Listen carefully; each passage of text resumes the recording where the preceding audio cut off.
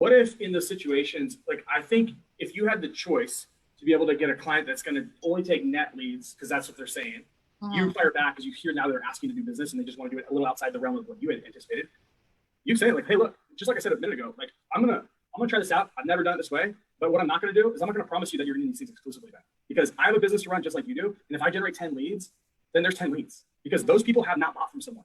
So you need to understand that. And so if these non-net leads, as long as I know in real time, I'm gonna go sell them to your competitor, and then we'll see who really gets them. Right?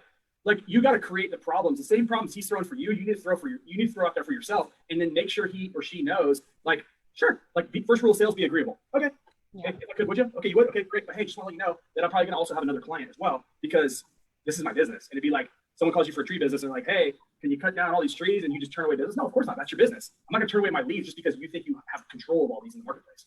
Yeah. Thanks.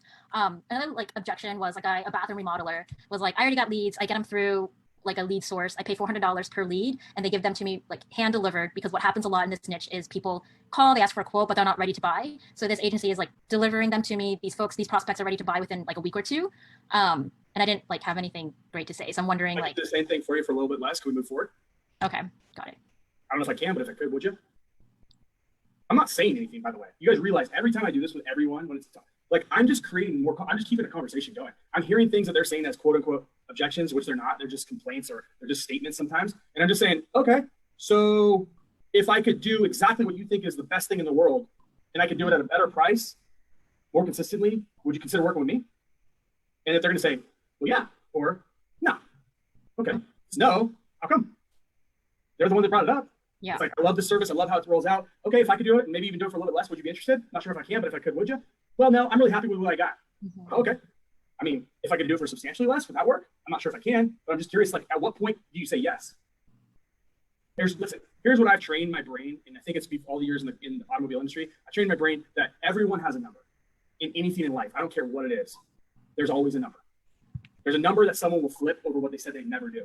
So your job isn't to fight them, but it's to write them. It's to write it down. It's to get their commitment. It's to then ask them straight to their face and say, okay, hey, if I was able to give you the exact same service, okay, for a quarter of the price with a money back guarantee if it didn't work and a brand new car, a bucket full of cash. No, I'm joking, but I'm not joking.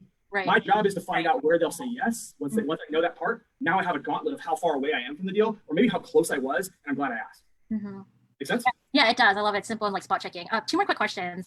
What do you do with sites that are ranking but not ringing? Well, I mean, that's a tough question because there's a lot of variables that go into what your question is. So ranking is so subjective. Ranking for what? Underwater basket weaving Sacramento, or it's ranking for, best home builder or what, what's the word it's ranking for, and why do we